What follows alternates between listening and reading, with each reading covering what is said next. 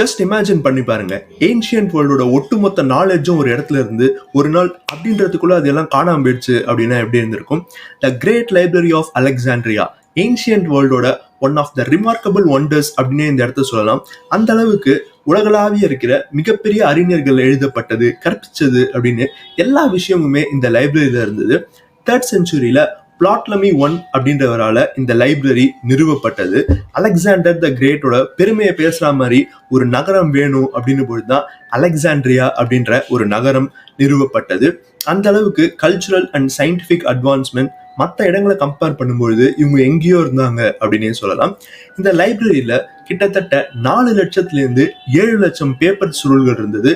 அவ்வளவுமே hand return text.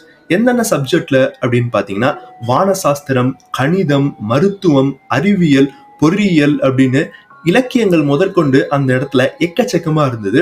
உலகளாவிய இருக்கிற மிகப்பெரிய ஸ்காலர்ஸ், அதாவது ஆர்கிமெடிஸ், யூக்ளிட், எரஸ்தனஸ் அப்படின்னு எல்லாரோட எழுத்துக்களும் இங்க இருந்தது.